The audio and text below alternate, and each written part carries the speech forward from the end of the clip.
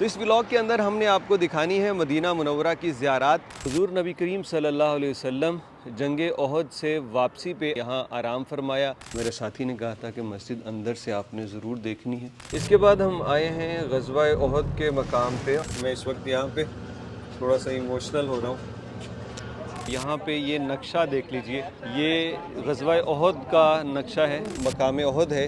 یہاں پہ انہوں نے پڑاؤ کیا، جنگ کا میدان یہاں سجا تھا۔ یہ سامنے جبل احد ہے، تو یہ ہے مقبرہ شہدائے احد۔ آپ علیہ السلام کو زیادہ محفوظ کرنے کے لیے آپ کو یہاں پہ لایا گیا۔ یہ وہ جگہ ہے جہاں پہ حضور علیہ السلام نے ظہر کی نماز ادا کی۔ یہ باغ عثمان جس کے اندر بئر عثمان بھی ہے۔ مسجد قبلتین کے بعد یہاں 7 مساجد پہ آئے ہیں۔ یہ وہ جگہ ہے جہاں پہ نبی صلی اللہ علیہ وسلم کا خیمہ لگا تھا۔ اب ہم آئے ہیں یہاں مسجد جمعہ۔ مسجد کی طرز تعمیر بڑی منفرد ہے اور تقریباً 10 گنبد تو میں اس کے دیکھ چکا ہوں۔ یہ جو طرز تعمیر ہے نا، یہ بہت پرانی بنی ہوئی ہے، اس کو محفوظ کیا گیا ہے۔ میرے پیچھے جو آپ دیکھ رہے ہیں یہ ریلوے اسٹیشن ہے جو سلطان عبد الحمید ثانی نے بنوایا تھا۔ ایک اور بڑی ہی اہم زیارت جو کہ آل نبی صلی اللہ علیہ وسلم سے منسوب ہے، یہ فاطمہ بنت حسن رضی اللہ تعالی عنہا کا گھر ہے۔ السلام علیکم۔ انشاءاللہ شکراً للمعلومات کہ آپ علیہ السلام نے فرمایا کہ مجھے غسل جو ہے میرے مرنے کے بعد اس کنویں کے پانی سے دیا جائے۔ یہ جگہ جو آپ دیکھ رہے ہیں یہ سیدنا سلمان فارسی کا باغ ہے۔ باغ کا نظارہ بھی کر لیں گے اور یہاں پہ ایک ٹیوب ویل بھی انہوں نے بنا رکھا ہے۔ یار کیا خوبصورت نظارہ ہے یہ۔ نبی آپ کو میں نے دیکھا نہیں ہے، نبی آپ کو میں نے دیکھا نہیں ہے۔ بسم اللہ الرحمن الرحیم۔ السلام علیکم، میں ہوں عادل تنویر اور آج ہم مدینہ منورہ کی زیارات پہ یہاں موجود ہیں۔ مدینہ منورہ کے اندر ہولی قرآن سروس سینٹر جسے قرآن فیکٹری بھی کہا جاتا ہے۔ تو اس ولاگ کے اندر ہم نے آپ کو دکھانی ہے مدینہ منورہ کی زیارات، اور یہ زیارات ہم بہت جلدی کریں گے تاکہ میکسیمم نمبر آف زیارات ہم اس میں شامل کریں اور آپ کو ایک دن کے اندر مطلب کتنی زیارتیں بندہ یہاں پہ کر سکتا ہے وہ دکھائیں۔ پوری ویڈیو دیکھیے گا اور کمنٹ ضرور کیجیے گا بعد میں کہ آپ نے کون سی زیارت ہم سے رہ گئی ہے اور کون سی آپ نے پہلی مرتبہ دیکھی۔ لیکن اس سے پہلے درود شریف پڑھ کے ایک دفعہ کمنٹ سیکشن میں بھی درود شریف ضرور لکھیے گا۔ اللہم صلی علی محمد وعلی آلہ وصحبہ وسلم۔ تو اس فیکٹری پہ آپ کو لے جانے سے پہلے زیارت شروع کرتے ہیں۔ مسجد النبوی شریف میں روضہ رسول کے بالکل سامنے ایک زیارت ہے، وہاں سے سٹارٹ کرتے ہیں اور پھر اس قرآن فیکٹری میں آپ کو لے کے چلتے ہیں۔ سبز گنبد کے بالکل سامنے جو کار پارکنگ ہے اس میں آپ جائیں گے تو بیسمنٹ نمبر 2 میں آپ کو نیچے یہ میوزیم مل جائے گا، جہاں پہ آپ کو 2 حصے ملیں گے۔ ایک حصے کے اندر انہوں نے لکھنے لکھانے کے مختلف طور طریقوں سے متعلق قلم، دوات اور ایسی چیزیں رکھی ہوئی ہیں۔ پرانے ادوار میں قلم کیسے استعمال ہوتی تھی، سیاہی کیسے بنائی جاتی تھی اور خطوط کیسے بھیجے جاتے تھے، وہ ساری چیزیں موجود ہیں۔ اگر آپ دوسری جانب جائیں تو وہاں پہ آپ کو قرآن پاک کے نسخے ملیں گے جو کہ ہڈیوں کے اوپر، لکڑی کے اوپر، کپڑے کے اوپر اور دیگر چیزوں پہ لکھے گئے ہیں، اور کہا جاتا ہے کہ اس میں ایک سیدنا عثمان بن عفان رضی اللہ تعالیٰ عنہ کے دور کا نسخہ بھی تھا جو کہ اب نہیں ہے، شاید اس کو مینٹین کرنے کے لیے یا محفوظ کرنے کے لیے وہ یہاں سے ہٹایا گیا ہے۔ لیکن یہ زیارت آپ کو مل سکتی ہے۔ ہم نے پیچھے آپ کو ایڈریس بتا دیا ہے، روضہ رسول کے گنبد شریف کے بالکل سامنے کار پارکنگ کی بیسمنٹ نمبر 2 میں آپ یہاں پہ آ سکتے ہیں اور جی بھر کے آپ اپنی آنکھوں اور سینے کو ٹھنڈک پہنچا سکتے ہیں ان مخطوطات کو دیکھ کے۔ دوسری زیارت ہم یہاں پہ کر رہے ہیں ہولی قرآن سروس سینٹر جو کہ تبوک روڈ پہ ہے، مسجد النبوی سے تقریباً کوئی 7 کلومیٹر دور، اور یہاں پہ اس کی جو ٹائمنگ ہے یہ ہے صبح 7 سے رات 10 بجے تک۔ لیکن ابھی ہمیں پتہ چلا ہے کہ ٹائمنگ یہاں پہ تبدیل ہو چکی ہے، لیکن تھوڑا سا میں آپ کو ویو دے دیتا ہوں۔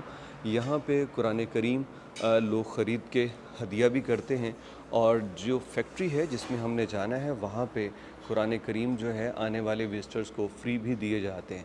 تو حرمین شریفین کے اندر جو قرآن پاک آپ دیکھتے ہیں مختلف زبانوں میں، مختلف اوراق میں، وہ سارے کے سارے اسی فیکٹری کے اندر ہوتے ہیں۔ میں اس کی لوکیشن آپ کو دے دوں گا، آپ لوکیشن دیکھ کے یہاں پہ وزٹ کر سکتے ہیں۔ اور ہم سیکنڈ ٹائم جب یہ ٹائم تبدیل ہو گیا اب انہوں نے بتایا عصر کے بعد آپ اس کو وزٹ کر سکتے ہیں. تو سیکنڈ ٹائم یہاں پہ آنے کے بعد آپ کو فیکٹری کا وزٹ بھی کروائیں گے. تب تک چلتے ہیں اور زیارات مدینہ منورہ کی کرتے ہیں. مدینہ منورہ میں بہت ساری زیارات ایسی ہیں جن کی خصوصیت یہ ہے کہ وہ نبی صلی اللہ علیہ وسلم کی حیات طیبہ میں ہی بنا دی گئی تھی. ایسی ہی ایک مسجد جو پیچھے آپ دیکھ رہے ہیں نبی علیہ الصلوۃ والسلام کی زندگی میں ہی بنائی گئی. اس مسجد کا نام مسجد المستراح ہے اور حضور نبی کریم صلی اللہ علیہ وسلم جنگ احد سے واپسی پہ آپ علیہ الصلوۃ والسلام نے یہاں آرام فرمایا. اس کے علاوہ جب آپ شہدائے احد کی قبور کی زیارت کے لیے جاتے تو اسی جگہ اس مسجد پہ آپ علیہ الصلوۃ والسلام آرام فرمایا کرتے تھے. تو یہ غزوہ احد سے واپسی پہ حضور علیہ الصلوۃ والسلام کے قیام کی جگہ جہاں پہ مسجد بنائی گئی. ہماری خوش قسمتی کہ جس وقت ہم یہاں پہنچے تو مسجد کھلی تھی تو ہم اندر بھی گئے, مسجد کو اندر سے دیکھا. مسجد چھت سے انتہائی خوبصورت بنائی گئی تھی اور اس مسجد کو مسجد بنی حرسہ بھی کہا جاتا ہے. مطام الجمیل کے بالکل سامنے ہی اس کی لوکیشن میں آپ کو دے رہا ہوں. اور میں نے جیسا کہ پہلے کہا اس پورے ولاگ کے اندر بس آپ کو زیارت کروانی مقصود ہے, تفصیلات نہیں. تفصیلات آپ خود بھی سرچ کر سکتے ہیں اور یہاں آ کے زیارت کر سکتے ہیں. تو اس مسجد سے ہم چلتے ہیں اگلی زیارت کی جانب. طریق سید الشہداء کے اوپر ہی یہ مسجد الدرہ بھی موجود ہے جہاں نبی کریم صلی اللہ علیہ وسلم نے غزوہ احد کی طرف جاتے ہوئے قیام فرمایا. نبی علیہ الصلوۃ والسلام نے یہاں جو زرہ ہے وہ زیب تن کی, اسی وجہ سے اس کو مسجد الدرہ بولا جاتا ہے. اور اس کے علاوہ اس مسجد کے کئی نام ہیں. مسجد شیخین اس کو بولا جاتا ہے, مسجد البدایہ اور مسجد العدوہ کے نام سے یہ مشہور ہے. یہاں نبی کریم علیہ الصلوۃ والسلام نے پڑاؤ ڈالا تھا صحابہ کے ساتھ, اور جنگ سے پہلے جو حکمت عملی اختیار کی جاتی ہے وہ حضور نے یہاں اختیار کی. وہ اس طرف مسجد النبوی ہے اور اس طرف جو ہے غزوہ احد کے لیے جبل احد ہے. تو یہ راستے میں پڑتا ہے, تقریباً جبل احد اور مدینہ منورہ کے درمیان میں یہ پڑتی ہی مسجد. اور اس جگہ نبی علیہ الصلوۃ والسلام نے عصر, مغرب, عشاء اور اس کے بعد اگلی فجر کی نماز ادا کی. یہ مسجد اب تو ظاہری بات ہے دوبارہ سے اس کو محفوظ کیا گیا ہے. تو یہاں نبی کریم صلی اللہ علیہ وسلم نے, یہ دیکھیے آپ صلی اللہ علیہ وسلم نے نمازیں ادا کی اور غزوہ احد سے پہلے آپ نے یہاں پہ آرام فرمایا. وعلیکم السلام. یہ ماشاءاللہ سے مجھے میرے ساتھی نے کہا تھا کہ مسجد اندر سے آپ نے ضرور دیکھنی ہے. ماشاءاللہ تبارک اللہ, بالکل ایسا ہی ہے جناب. اور اندر سے آپ کو پوری ایک فیل آتی ہے کہ جیسے پرانے ادوار میں پتھروں سے تراش کے بنایا گیا ہے. سبحان اللہ. یہ ابھی حالیہ توسیع ہے لیکن مسجد کی جگہ مقام وہی ہے جو نبی کریم صلی اللہ علیہ وسلم کے زمانے سے تھی. یہ مسجد بعد میں بنی تھی, پہلے آپ علیہ الصلوۃ والسلام نے یہاں قیام فرمایا تھا.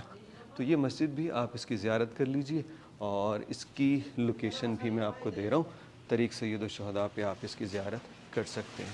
السلام علیکم جی, کیا حال ہے جی بھائی جی؟ ٹھیک ٹھاک, سب خیریت. کیا نام ہے جی آپ کا؟ نذیر صاحب. بہت اچھا لگا جی آپ سے مل کر. عمرہ پہ آئے ہیں جی, مقیم ہیں جی؟ سلامتی ہو جیندے رہو جیندے رہو, خوش رہو جی. بڑی مہربانی جی, شکریہ بھائی صاحب ملے یہاں پہ الحمدللہ مدینہ منورہ. اس کے بعد ہم آئے ہیں غزوہ احد کے مقام پہ اور سامنے مسجد امیر حمزہ رضی اللہ تعالیٰ عنہ نظر آ رہی ہے آپ کو. اور اس کے ساتھ یہاں پہ مقام احد یہ آپ کو چل کے دکھاتے ہیں جناب. یہاں پارکنگ میں گاڑی کھڑی کریں گے اور ادھر 2-3 زیارتیں ہیں, صرف ایک نہیں بلکہ 2-3 زیارتیں ہیں. احسان اللہ ہمارے ساتھ ہیں تو جا کے کرتے ہیں اور آپ کو بھی کرواتے ہیں. غزوہ احد کے پیچھے یہ وہ جگہ ہے جہاں نبی کریم صلی اللہ علیہ وسلم کو زخمی ہونے کے بعد لایا گیا اور فرسٹ ایڈ یہاں پہ دی گئی. یہ وہ چھوٹی سی جگہ ہے, جو غزوہ احد ہے وہ اس طرف ہے, اس سے یہاں سے اس طرف ہے, اور یہاں وہ جگہ ہے. یہ بہت تنگ سی جگہ تھی. یہاں صحابہ اکرام رضوان اللہ علیہم اجمعین آپ علیہ الصلوۃ والسلام کو لے کے آئے اور اس جگہ پہ یہاں پہ آپ علیہ الصلوۃ والسلام کو بٹھایا گیا, مرہم پٹی کی گئی, آپ کا چہرہ مبارک صاف کیا گیا کیونکہ خون سے لت پت تھے. اور یہ وہ جگہ, سبحان اللہ سبحان اللہ و بحمدہ سبحان اللہ العظیم. میں ابھی تھوڑا سا آگے جا کے اس مقام کی زیارت کرتا ہوں. سبحان اللہ و بحمدہ. اور واقعی اس جگہ سے خوشبو مجھے بتایا گیا تھا, خوشبو آتی ہے. सुभान अल्लाह व बिहम्दिह। मैं वो खुशबू यहाँ पे महसूस कर रहा हूँ। अल्हम्दुलिल्लाह रब्बिल आलमीन, सल्लल्लाहु अला नबीना मुहम्मद सल्लल्लाहु अलैहि वसल्लम। ये ग़ालिबन वो जगह है, ये जगह भी हो सकती है जहाँ नबी करीम सल्लल्लाहु अलैहि वसल्लम को आप अलैहिस्सलातु वस्सलाम को लाया गया। सुभान अल्लाह। मैं इस वक्त यहाँ पे थोड़ा सा इमोशनल हो रहा हूँ। अल्हम्दुलिल्लाह रब्बिल आलमीन, सल्लल्लाहु अला नबीना मुहम्मद सल्लल्लाहु अलैहि वसल्लम। अल्हम्दुलिल्लाह अल्हम्दुलिल्लाह। इस ज़ियारत की लोकेशन भी मैं आपको दे रहा हूँ, लेकिन आप नोट भी कर लीजिए। ये आप आएंगे इस तरफ से, मैदान ओहद की तरफ से आएंगे और ये इस जगह आपको ये ज़ियारत मिल जाएगी। यहाँ पे 2-3 ज़ियारतें और भी हैं, लेकिन ये मशीन यहाँ पे चल रही है, कुछ देर बाद आते हैं, वो ज़ियारत भी आपको करवाएंगे। और ये वो जगह जो अभी आपको ज़ियारत करवाई जिसकी, ये हमारे सामने मस्जिद सैयदना अमीर हमज़ा रज़ी अल्लाह ताला अन्हु है। और यहाँ पे ये नक्शा देख लीजिए, ये नक्शा अभी आपको समझ आएगा थोड़ी देर बाद। ये ग़ज़वा ओहद का नक्शा है। ये देखिए, ये सामने सारा जबल ओहद है, उसके बाद ये यहाँ पे जबल रुमा है और ये मदीना से निकले मुसलमान और यहाँ पहुँचे। यहाँ पे मुनाफ़िकीन जो थे इस जगह पे, वो यहाँ से चले गए वापस। और ये जो आपको ये ऑरेंज कलर में नज़र आ रहा है, ये मुशरिकीन थे जो कि आए थे लड़ने के लिए। तो इसको आप ज़रा जहन में रखिए। और अभी आपको जबल रुमा यानी यहाँ पे जाके इसका नक्शे से समझाऊँगा कि ये कैसे ग़ज़वा ओहद हुआ था। तो जबल रुमा जो है वो ये वाला पहाड़ है, ये इस नीम के पीछे जहाँ पे ये लोग मौजूद हैं, इसके ऊपर ये जबल रुमा है। इधर चलते हैं और आपको तफसील से सारा समझ आ जाएगा कि ग़ज़वा ओहद का क्या नक्शा था और किस तरह ये मार्का यहाँ पे हुआ। तो ये है ग़ज़वा ओहद का मरकज़ी मकाम जबल रुमा, वो पहाड़ी जहाँ पे नबी करीम सल्लल्लाहु अलैहि वसल्लम ने सहाबा को मुकर्रर किया था कि ये जगह आपने नहीं छोड़नी। तो यहाँ से अब नक्शा ज़रा समझ लीजिए। मेरे पीछे जामिया सैयदुश्शुहदा रज़ी अल्लाह ताला अन्हु है। यहाँ से मदीना से ये अब अगर आप देखेंगे मस्जिद नबी के मीनार नज़र आ रहे हैं, तो मदीना मुनव्वरा से मुसलमान जो हैं इसी रास्ते से ये वाला रास्ता ये चलते हुए आए और यहाँ पे आके जो मकाम ओहद है यहाँ पे उन्होंने पड़ाव किया। जंग का मैदान यहाँ सजा था। ये सामने जबल ओहद है, ये सारा जो है ये जबल ओहद है। तो यहाँ पे लड़ाई हो रही थी मुसलमान और मुशरिकों के दरमियान। इस जगह पे आप अलैहिस्सलातु वस्सलाम ने इस पहाड़ के ऊपर सहाबा को मुकर्रर किया था। तो जब मुसलमानों ने उनको मारा तो वो यहाँ से सब कुछ छोड़ के भाग गए, अपना सारा साजो सामान। तो इसी आलम में सहाबा को कहते हैं याद ना रहा और उन्होंने इसलिए ये सोच के कि हम जंग जीत चुके हैं, यहाँ से नीचे उतरे, इस जगह से नीचे उतरे माले गनीमत समेटने के लिए। तो ये जगह जो है ये खाली रह गई और हुजूर सल्लल्लाहु अलैहि वसल्लम का जो फरमान है वो पूरा ना हुआ। तो उसका नुकसान फिर क्या हुआ कि यहाँ से पीछे से वो मुशरिकीन का लश्कर जिसकी सरबराही खालिद बिन वलीद कर रहे थे, उस वक्त तक वो मुसलमान नहीं हुए थे, तो वो फिर यहाँ से ये पीछे से आए। पहले वो आ रहे थे उस तरफ से, वो उस तरफ से आके लड़ रहे थे यहाँ पे, लेकिन जब मार पड़ी वो यूँ भाग गए पीछे। तो वो ऊपर से आए यहाँ से पीछे से और इस पहाड़ी के ऊपर चढ़े और फिर जो मुसलमान थे वो नीचे जा चुके थे, ठीक है। तो यहाँ ये पहाड़ी पे जब वो आए तो फिर मुसलमानों को मुश्किल हुई और उन पे हमला हुआ और बहुत सारी शहादतें हुई। फिर यहीं से आप अलैहिस्सलातु वस्सलाम को सहाबा इकराम रिज़वानुल्लाह अलैहिम अजमाइन वो लेके यहाँ इस तरफ पीछे चले गए। वो जो ज़ियारत अभी हमने आपको कराई है जहाँ पे आप अलैहिस्सलातु वस्सलाम को फ़र्स्ट एड दी गई और इसके पीछे वो मस्जिद और जगह जहाँ पे आपको गुस्ल दिया गया, आपके ज़ख़म मुबारक धोए गए, ये जामिया सैयदुश्शुहदा। और इसके साथ ये है मकबरा शुहदा ओहद, जो यहाँ पे सहाबा इकराम रिज़वानुल्लाह अलैहिम अजमाइन शहीद हुए थे। तो उन तमाम सहाबा की कब्रें ये यहाँ पे मौजूद हैं। तो ग़ज़वा ओहद की ज़ियारत भी हो गई और इसके साथ साथ पूरी जंग का अहवाल भी हमने आपको बता दिया। ये मेन मैदान था, ये जो नीचे नज़र आ रहा है, और वो मकबरा सामने ग़ज़वा ओहद में शहीद होने वाले सहाबा का। माशाअल्लाह तबारकल्लाह, अभी सुबह का वक्त है और इतनी तादाद पहुँच चुकी है मोतमरीन की, ज़ायरीन की। सुबहान अल्लाह, हर तरफ माशाअल्लाह लोग ही लोग हैं। ترکیہ کے اور انڈونیشیا کے جو قافلے ہیں نا یہ بہت زیادہ ہیں، سبحان اللہ۔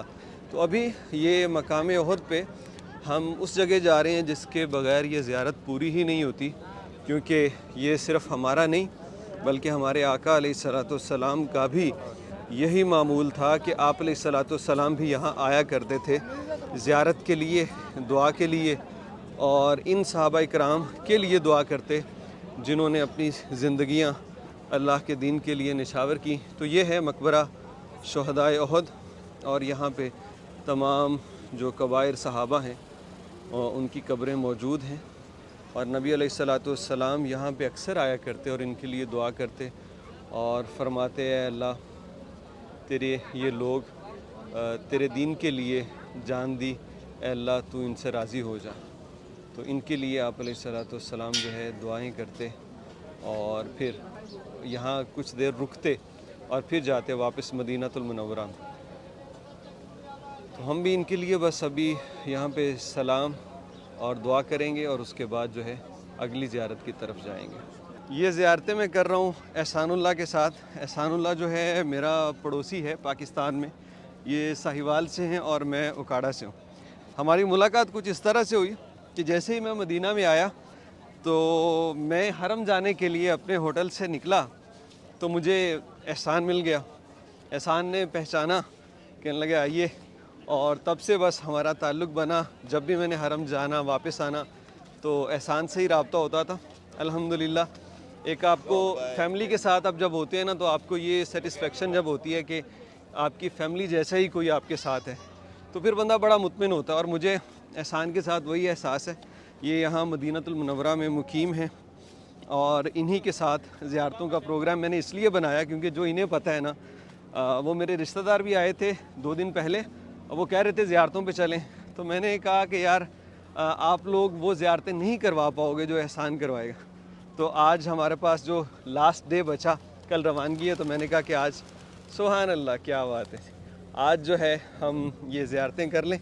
2 زیارتیں ابھی یہاں پہ باقی ہے، ایک یہ مسجد جہاں پہ حضور صلی اللہ علیہ وسلم نے بیٹھ کے نماز ادا کی، اور دوسرا یہ جگہ، یہ دیکھیے یہاں پہ یہ جو آپ دیکھ رہے ہیں کنکریٹ لگا کے بند کر دیا گیا ہے پہاڑوں کے درمیان، یہ چھوٹا سا راستہ 2 پتھروں کے درمیان۔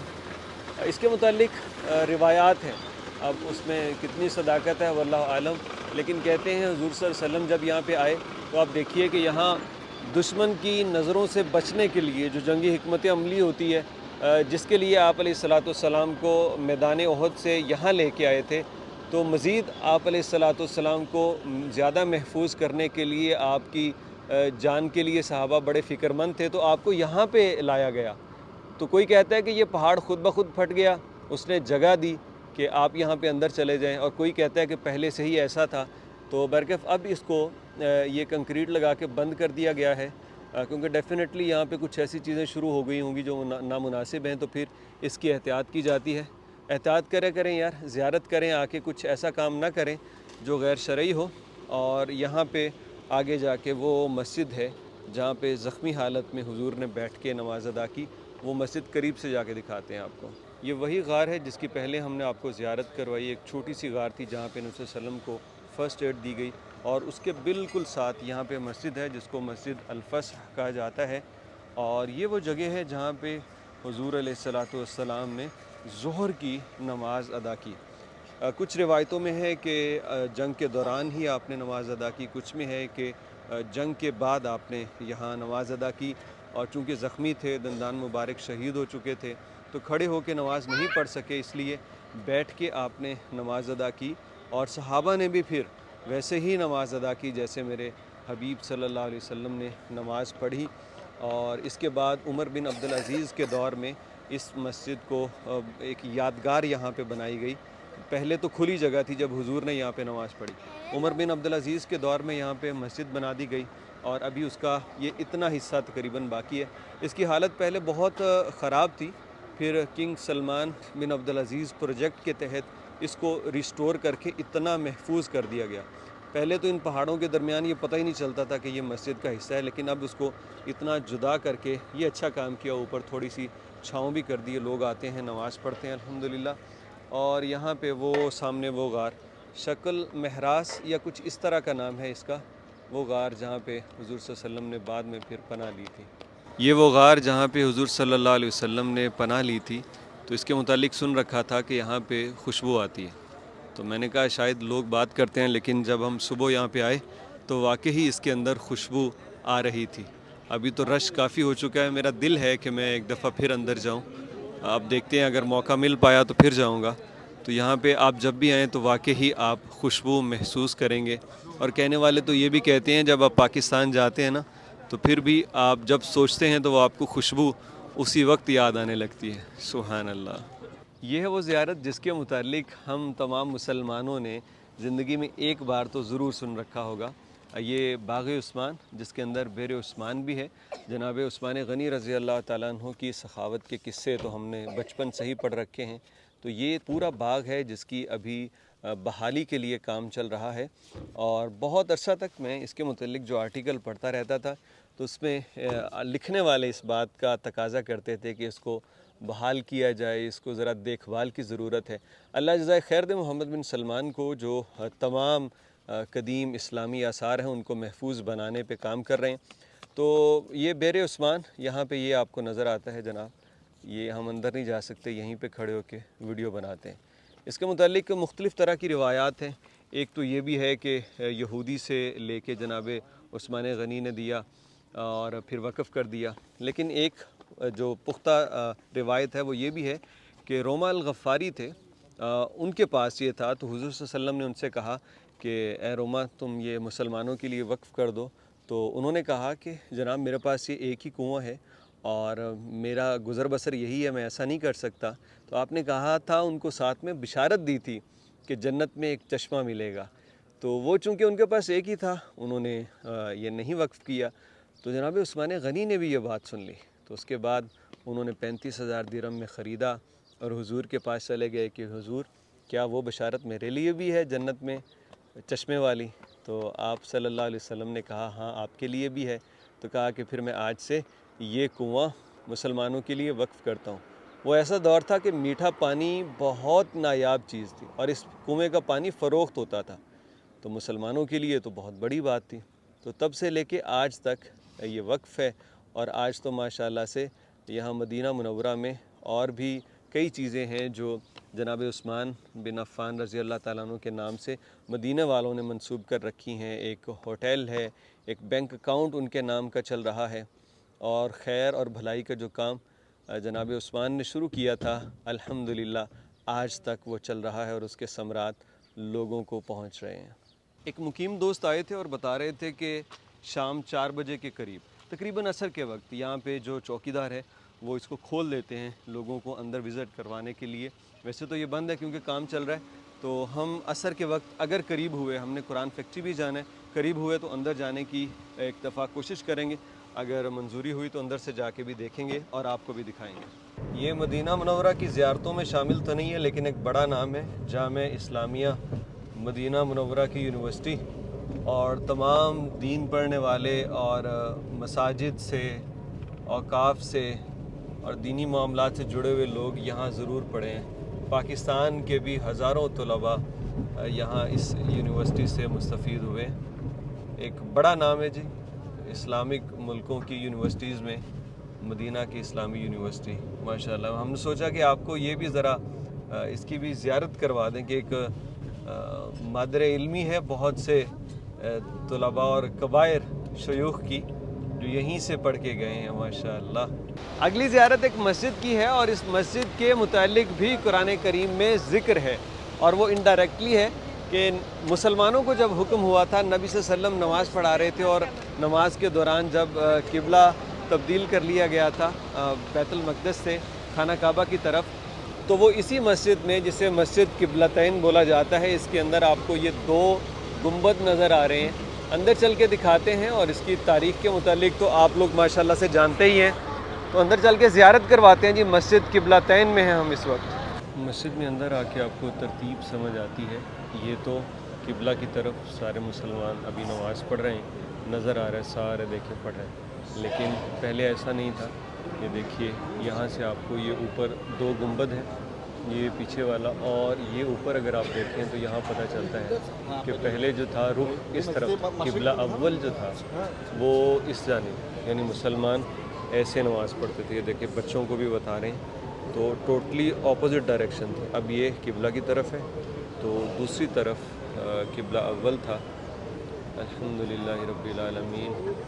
اس خاص جگہ کی بھی زیارت ہم لوگوں نے کر لی، مسجد قبلتین، اور ابھی اس کی بڑی توسیع ہوئی ہے، بڑی خوبصورت قسم کی بنا رہے ہیں، تو باہر چل کے آپ کو وہ بھی دکھاتے ہیں. مسجد قبلتین منصوبے کو بڑے انوکھے انداز سے انہوں نے ڈیزائن کیا ہے. یہ دیکھیے اوپر انہوں نے یہ صحن بنایا مسجد کے ساتھ، چھتریاں چھوٹی چھوٹی لگائی گئی ہیں مسجد النبی کی طرز پہ، تھوڑی مختلف ہے. لیکن یہ جو جگہ آپ دیکھ رہے ہیں نا، اس کے نیچے مین روڈ ہے، بڑا روڈ ہے، اور اس کو ایک انڈر پاس کی شکل دے دی ہے، اور اس کے اوپر یہ خوبصورت سی ایک کیا زبردست جگہ بنائی ہے یار. آپ دیکھیں کہ اس میں صرف انویسٹمنٹ نہیں بلکہ ڈیزائن اور اس میں ہونے والا کام اور اس میں محبت نظر آ رہی ہے کہ کتنے اہتمام سے ان جگہوں کو محفوظ کیا جا رہا ہے. اور زائرین چونکہ زیادہ تعداد میں آ رہے ہیں تو اسی حساب سے پھر اس کو کھلا بھی کیا جا رہا ہے. اور وہ اس طرف بھی جگہ موجود ہے، یہاں پہ یہ دیکھیے چھتریاں لگی ہیں، ذرا دیکھیں بہت وسیع ہو گئی. پارکنگ کے مسائل بھی حل ہو گئے ہیں، اس کے ساتھ ساتھ جو ہے نا وسیع سے وسیع تر کر دیا ہے. ورنہ پہلے یہ مسجد صرف اتنا سا ایریا ہوتا تھا بس یہ، لیکن اب یہ دیکھیں وہ اس طرف بھی ماشاءاللہ سے یہ سارا ایریا، یہ وہاں تک، اور دوسری جانب بھی پارکنگ وغیرہ ہے. مسجد قبلتین کے بعد یہاں 7 مساجد پہ آئے ہیں، اور مسجد قبلتین جو ہے وہ بھی انہی 7 مساجد کے ساتھ جڑی ہوئی ہے ایک حوالے سے. تو سب سے پہلے تو آپ کو اس کی تاریخ بھی بتلائیں. یہ 7 مساجد وہ دراصل خیمے تھے جو غزوہ خندق کے موقع پہ یہاں لگائے گئے. یہ ایک بڑی مسجد اب بنا دی گئی ہے، لیکن یہ وہ جگہ ہے جہاں پہ نبی صلی اللہ علیہ وسلم کا خیمہ لگا تھا، اور وہاں سلمان فارسی رضی اللہ تعالیٰ عنہ کا خیمہ، وہ اوپر اس طرف یہاں پہاڑ کی دوسری طرف جناب علی المرتضیٰ رضی اللہ تعالیٰ عنہ کا خیمہ تھا.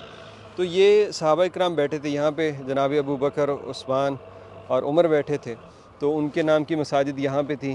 تو ان مساجد کو گرا کے پھر ایک بڑی مسجد بنا دی گئی، جامع الخندق اسے بولتے ہیں. تو مدینہ منورہ کو ہر طرف سے خندق سے انہوں نے محفوظ کر لیا تھا. جناب سلمان فارسی جن کی نام کی یہ مسجد ہے، ان کا مشورہ تھا کہ مدینہ کے ارد گرد خندق کھود دی جائے. تو بہت بڑی خندق کھودی گئی مدینہ کے اطراف میں، اور جہاں پہ ایسے پہاڑ تھے جیسے یہ نظر آ رہے ہیں، یہاں پہ اب خندق نہیں بن سکتی، تو ان جگہوں کے اوپر پھر خیمے لگا کے خود وہاں پہ چوکیداری کی گئی. وہاں پہ دفاعی مورچے بنائے گئے، اور ان مورچوں میں سے نبی صلی اللہ علیہ وسلم کا مورچہ یہاں تھا جو سب سے مین پوائنٹ تھا. آگے اگلی صفوں میں اگلی طرف سے دشمن کا مقابلہ کرنے کے لیے حضور یہاں بیٹھے. اور پھر ان تمام مساجد کو، یہ 6 مساجد بتایا جاتا ہے یہاں پہ ہیں، لیکن مسجد قبلتین کو بھی اس کے اندر شامل کر دیا جاتا ہے، تو یہ 7 مساجد بن جاتی ہیں، 7 مساجد. تو یہاں پہ غزوہ خندق کے موقع پہ حضور صلی اللہ علیہ وسلم اور آپ کے صحابہ نے دفاع کا کام کیا، اور قریش کو اور کفار کو جو ہے وہ مدینہ میں داخل ہونے سے روکا. کہتے ہیں ایک آدمی جس کا نام عمر العامری تھا، غالباً نام بولا جاتا ہے، جو خندق کو کراس کر کے اس طرف چلا گیا تھا، اور پھر جناب علی المرتضیٰ نے اس کو قتل کیا. اور یہ اسی جگہ پہ مسجد بتائی جاتی ہے جہاں جہاں صحابہ بیٹھے، حضور بیٹھے. تو پھر بعد میں عمر بن عبدالعزیز کے دور میں ان کے نام کی مساجد تعمیر کرا دی گئیں، اور یہ جگہ مسلمانوں کے لیے، مدینہ کے زائرین کے لیے ایک خاص اہمیت رکھتی ہے. جو بھی یہاں زیارت کرنے آتا ہے تو اس جگہ پہ وہ لازمی حاضری دیتا ہے. یہاں بھی ہر طرف بڑے پیمانے پہ کام چل رہا ہے، اور پہلے جب ہم آئے تھے تو پہاڑ ہی تھا، پہاڑ سے چڑھ کے آنا پڑتا تھا، کوئی اچھا راستہ نہیں تھا. اب تو باقاعدہ راستے بن گئے ہیں، اور یہ اس میں دن رات مصروف ہیں. اس کو بنائیں گے اچھے طریقے سے، خوبصورت طریقے سے، تاکہ زائرین جو ہیں یہاں پہ آئیں تو ان کی سہولیات بھی ان کے لیے ہوں، اور جگہ جو ہے زیادہ خوبصورت لگے. ورنہ پہلے تو یہ ایسے تھے، یہ پہاڑ آپ دیکھ رہے ہیں نا، تو ان پہاڑوں کی طرح ہی تھا یہاں پہ. لیکن اب اگر آپ دیکھیں، میں نے پہلے یہاں پہ کھڑے ہو کے ویڈیو بنائی، یہاں پہ اب باقاعدہ سٹیپس بنے ہوئے، اور بہت آسانی کے ساتھ یہ ویل چیئر والوں کے لیے بھی خاص انتظام کیا گیا ہے. اور یہ چلتے چلتے نیچے، جب یہ بن جائے گا نا انشاءاللہ کوئی 1-2 سال کے اندر، تو یہ بھی مسجد قبلتین کی طرح بڑا ہی خوبصورت منصوبہ ہو جائے گا انشاءاللہ۔ مدینہ منورہ کی زیارتوں میں اب ہم آئے ہیں یہاں مسجد جمعہ۔ مسجد جمعہ جیسا کہ نام سے ہی ظاہر ہے کہ یوم الجمعہ سے اس کو کوئی خاص نسبت حاصل ہے، اور نبی کریم صلی اللہ علیہ وسلم سے بھی یہ اسلام کی وہ پہلی مسجد ہے جہاں پہ نبی صلی اللہ علیہ وسلم نے خود نماز جمعہ جماعت کے ساتھ ادا کی۔ پہلا جمعہ یہاں نہیں پڑھا گیا، بلکہ پہلا جمعہ تو صحابہ کرام پڑھ چکے تھے پہلے۔ مکہ میں جمعے کی فرضیت کا حکم آ گیا تھا، لیکن مکہ کے حالات کچھ ایسے تھے کہ مسلمان جمع نہیں ہو سکتے تھے ایک جگہ پہ، اور جمعہ نہیں پڑھ سکتے تھے۔ تو حضور کے حکم پہ صحابہ کرام یہاں نماز جمعہ ادا کر چکے تھے پہلے ہی۔ پھر جب حضور آئے تو پھر آپ علیہ الصلاۃ والسلام نے یہاں بنو سالم میں نماز جمعہ ادا کی باجماعت صحابہ کے ساتھ۔ تو اس طرف جو ہے مسجد قباء ہے، تو قباء سے ایسے مسجد النبی اس طرف ہے باہر، تو یہ راستے میں بنو سالم تھا، جس کے بنو سالم قبیلے میں آپ علیہ الصلاۃ والسلام آئے اور یہاں پہ آپ نے باجماعت نماز ادا کی۔ اور پھر بعد میں عمر بن عبدالعزیز رضی اللہ تعالیٰ عنہ، انہی کے دور میں یہ یہاں پہ مسجد بنا دی گئی۔ مدینہ منورہ کی جتنی بھی زیارتیں ہیں وہ عمر بن عبدالعزیز کے دور میں ہی بنائی گئی ہیں، اور پھر بعد میں ابھی ملک فہد کے دور میں ان کو از سر نو تعمیر کیا گیا، اور ابھی محمد بن سلمان کے دور میں بھی ان تمام زیارتوں کو دوبارہ سے رینوویٹ کیا جا رہا ہے۔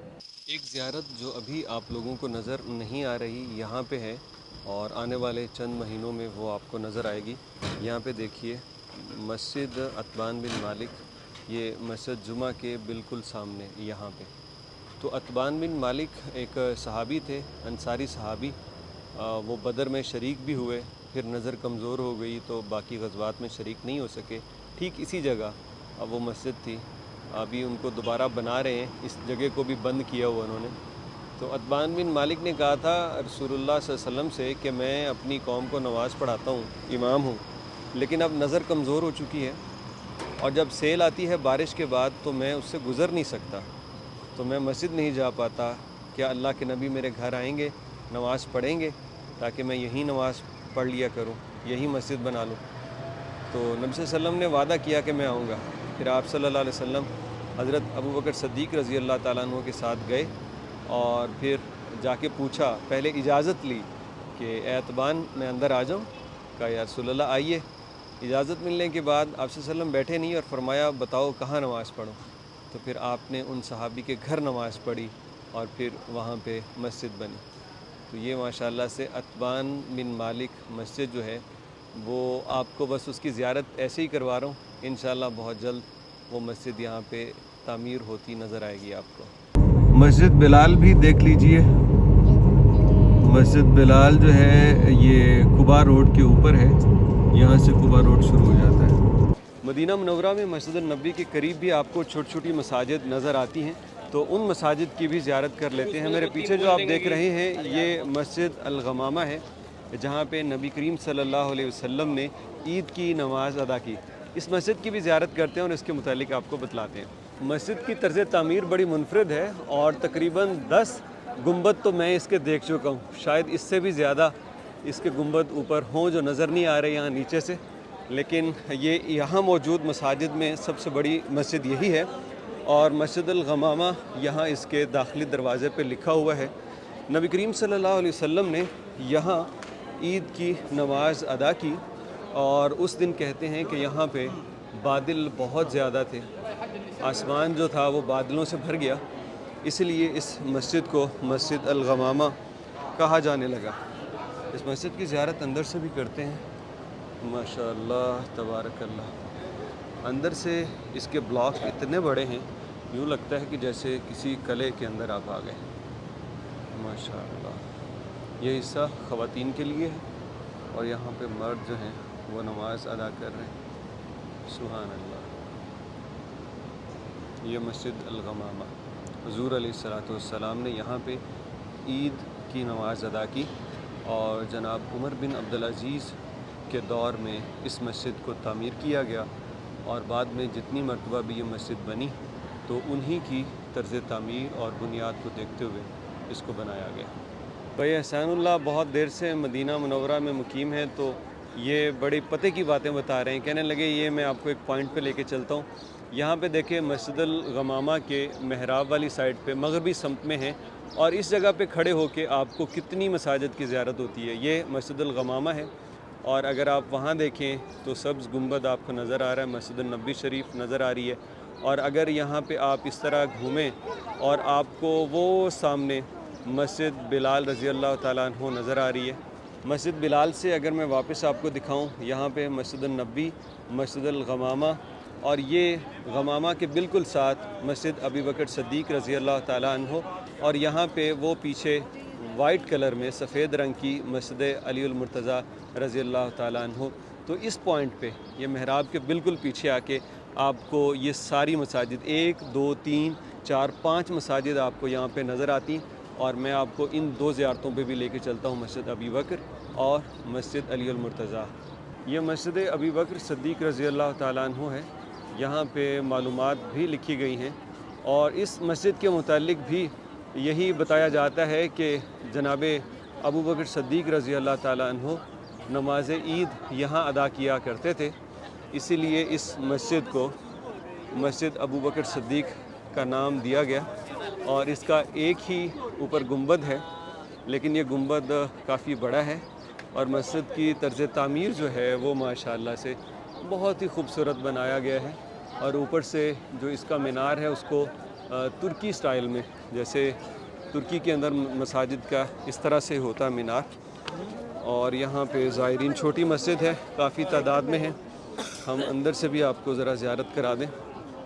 یہاں پہ آپ QR کوڈ سکین کر کے اس کے متعلق مزید جان سکتے ہیں، اور کچھ جو ہے معلومات درج ہیں۔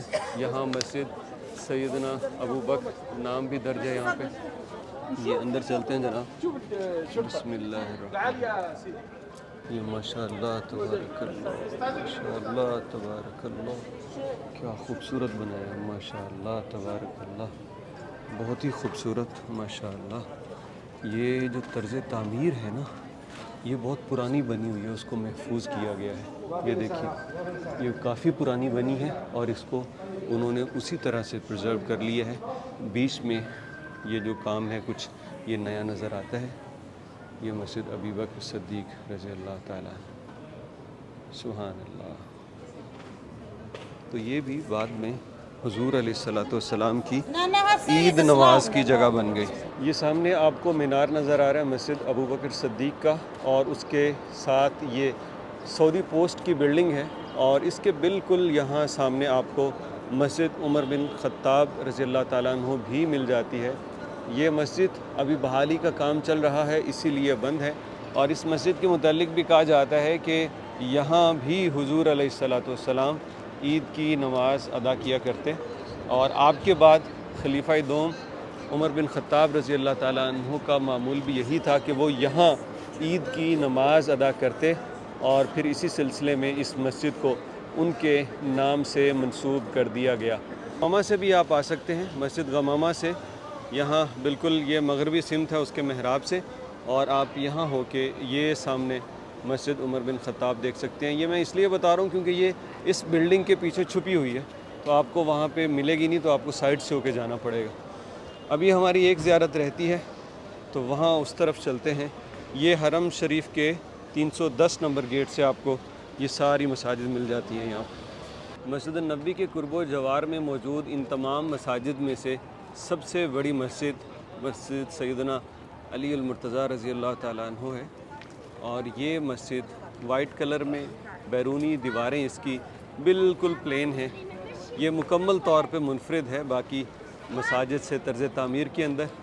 یہ جناب یہاں پہ لکھا بھی ہوا ہے مسجد کا نام، اور یہ سب سے بڑی مسجد ہے، اور ان سے تھوڑی سی ہٹ کے بھی ہے۔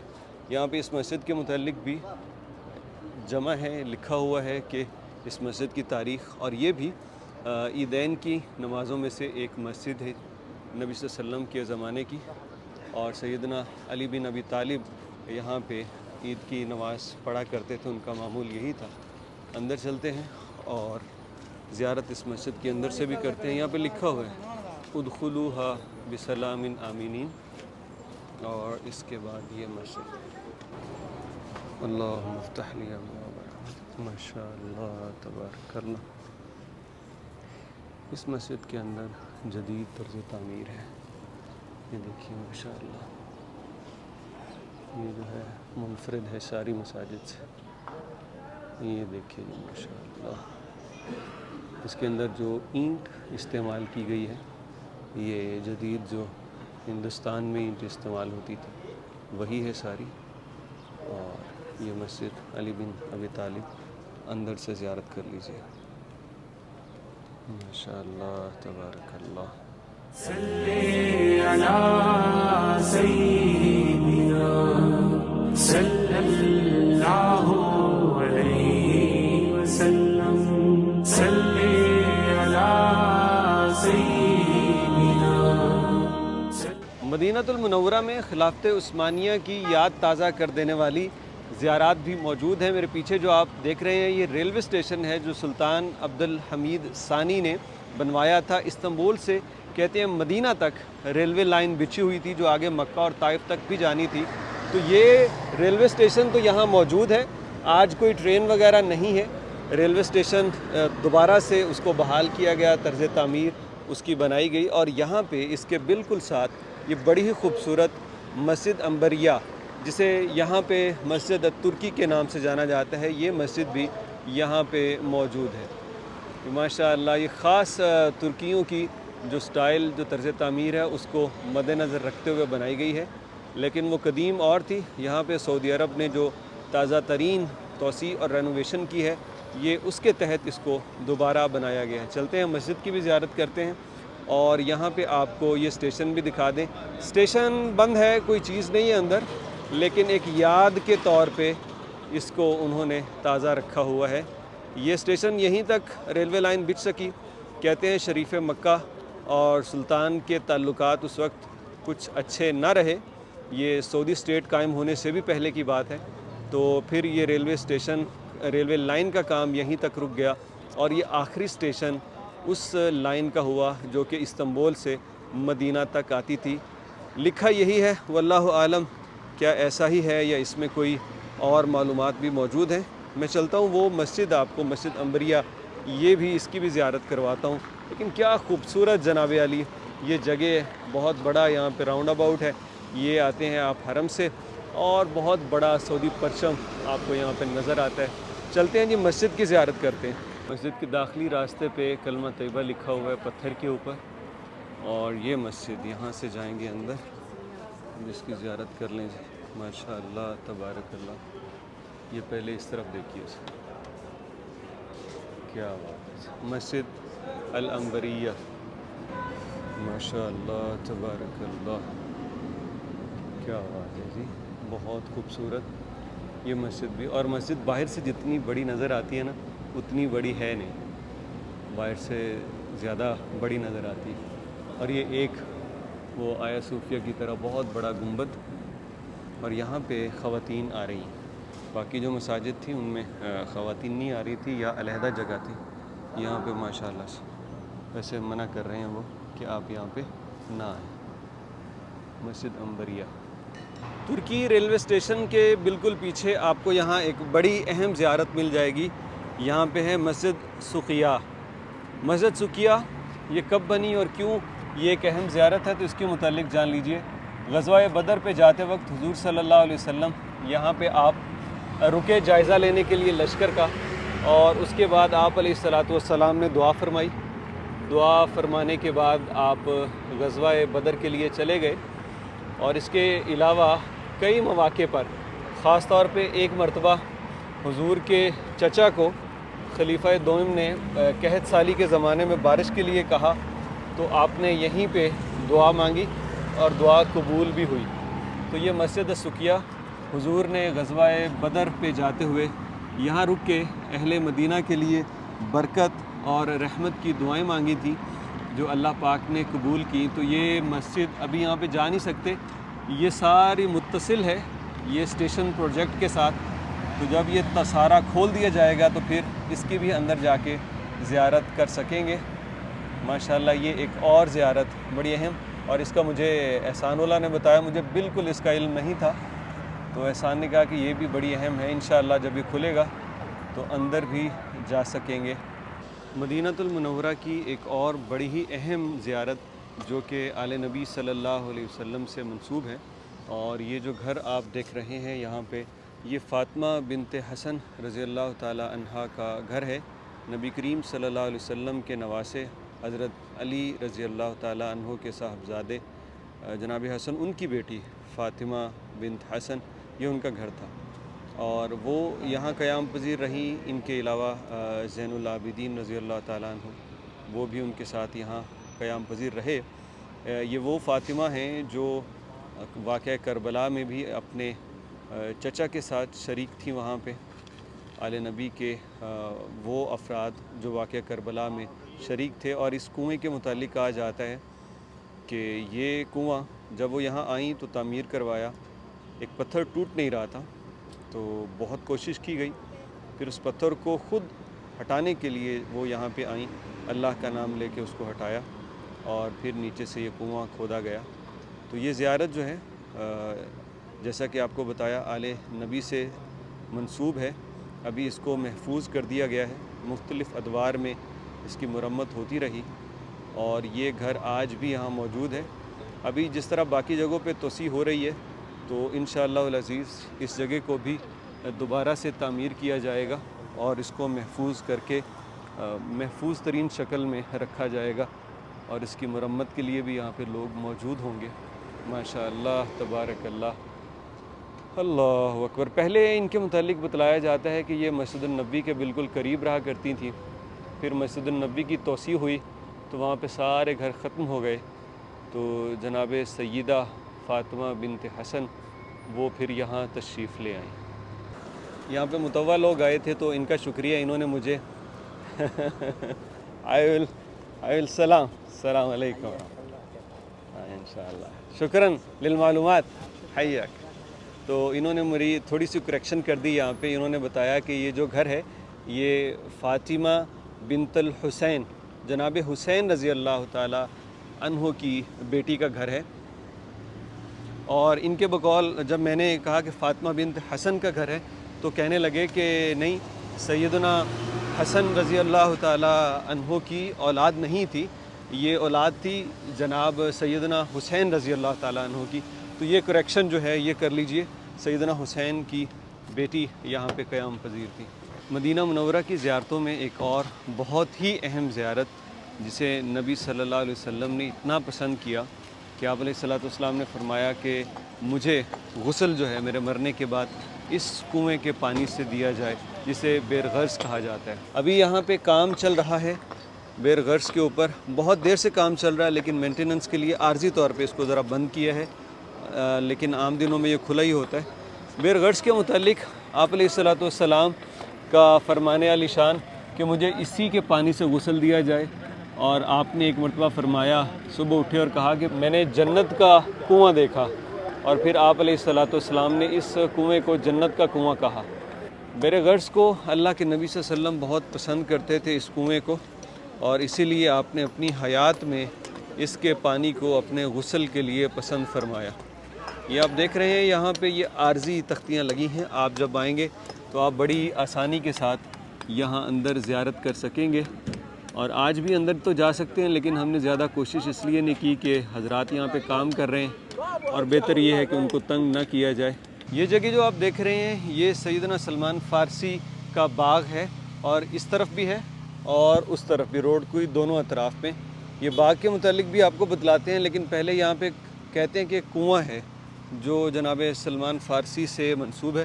اندر چلتے ہیں، اس کنویں کی زیارت کرتے ہیں، اور ان کے متعلق بات کرتے ہیں، کیا خوبصورت اور کیا زندگی میں اتار چڑھاؤ ان کے آئے۔